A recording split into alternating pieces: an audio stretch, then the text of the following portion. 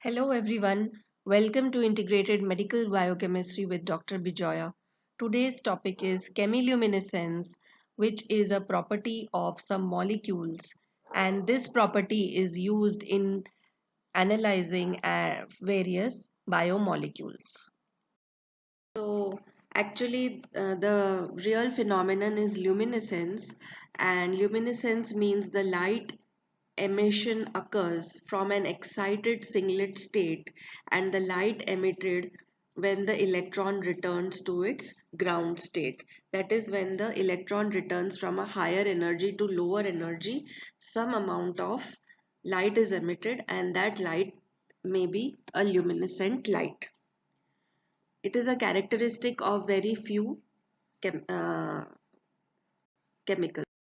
So now this is how the diagram depiction is, that an electron is in a higher or an excited state.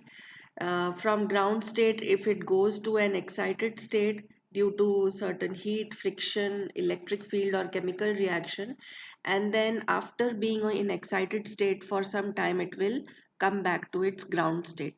So when it comes back from a higher energy state to lower energy state, that is the ground state, it will release some luminescence and aural light, and this is known as luminescence. And this very property of those chemicals is used in detection of various molecules. That is what we are going to discuss today. So there are different types of luminescence in so here there are five names given, and we'll see what causes the excitation. So chemiluminescence is caused by chemical reaction, bioluminescence is caused by biological reaction, electroluminescence is caused by electrical reaction, photoluminescence is caused by light reaction, and thermoluminescence is caused by heat or thermal energy. So these are different types of luminescence, and we are going to discuss chemiluminescence today. Chemiluminescent immunoassay is a very sensitive method, and it has a specificity and sensitivity of femtograms detection. That is, it can detect in very small quantities of 10 up to 10 raised to the power minus 15. These reactions occur in presence of catalysts. Commonly used ones are alkaline phosphatase, horse radish peroxidase, metal ions, and complexes. Example, copper and iron, thalose. Now we'll see the whole reaction mechanism that occurs inside the sample well. Okay, so this is the sample well, which is coated with antibodies. And now outside they are showing R1, R2, and antigen. R1, what is R1? R1 is the antibody coated with biotin. R2 is the antibody coated with alkaline phosphatase. So these are the two antibodies. The serum will have the antigen. So these three are present. This R1 and R2 are present in the reagent. Antigen is present in the sample, and this well is also coated. So the first reaction, this is how we'll add all these R1, R2 and the sample, and this is how they will complex with the coated well. Okay, so once they have attached, now the third substrate, that is the R3, will come. Now this R3 can bind only to the sandwich that is formed by biotin, antigen, and alkaline phosphatase antibodies. So this is how this sandwich is formed, and the R3 will attach only to that complex. So if here the whole complex is not formed, it will not attach.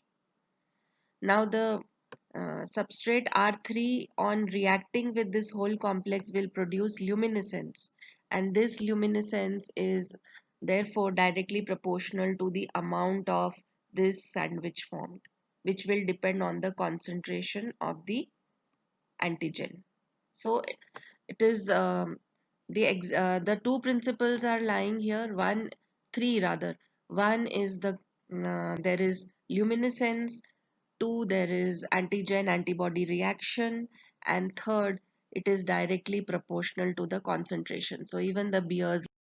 Now, what are the clinical applications of chemiluminescence? Chemiluminescence, immunoassay, DNA hybridization, Western blotting, forensic science, food analysis, various hormones can be uh, quantitated with chemiluminescence, C-reactive protein, tumor necrosis factor, viral hepatitis markers, thyroid gland function markers, troponin D, interleukins, D dimer, vitamin B12, and various tumor markers can all be estimated by chemiluminescent method. I would like to add here that all the markers, biochemical markers for COVID-19 also can be easily estimated by the chemiluminescent uh, analyzer. Now, these are the components of the immunoanalyzer. It is an automated analyzer, so it will have various parts. The first part is the processing center, the main activity area. It is the main activity area. Here, samples and reagents are all kept in these, and the reaction mixture is also mixed in this whole processing center. The processing center is covered by a circular rack that provides incubation temperature wherever needed. It provides aspiration and it also washes. So wash points are also there. So the processing center has all these facilities also. So no part of the reaction is carried out outside the machine. Everything is inside the machine. The second important component of the machine is a probe. It common for reagents and samples, and it is supported by a syringe assembly for aspirating and dispensing. So you can see this probe here, and these are the samples, that is the uh, human samples.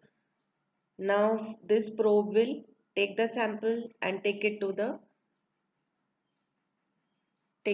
activity center where the reaction is going to take place.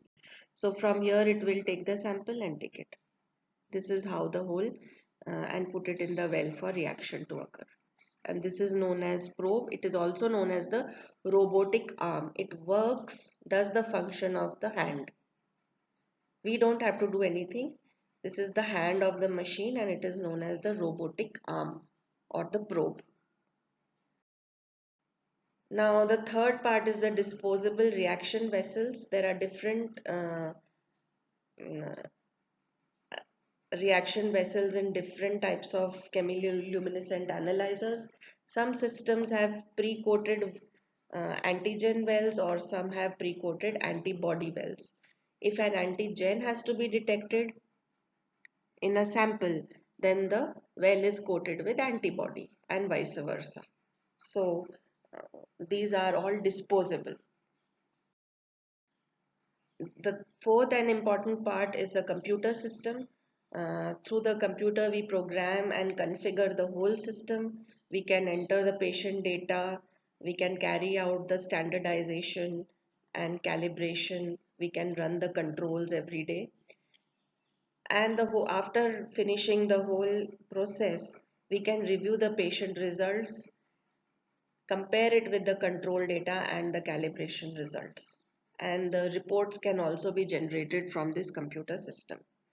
The other important part is the waste or the storage area, which is also present in the equipment, and it contains one container for solid waste and one container for the liquid waste. Then the next part is the sample handler.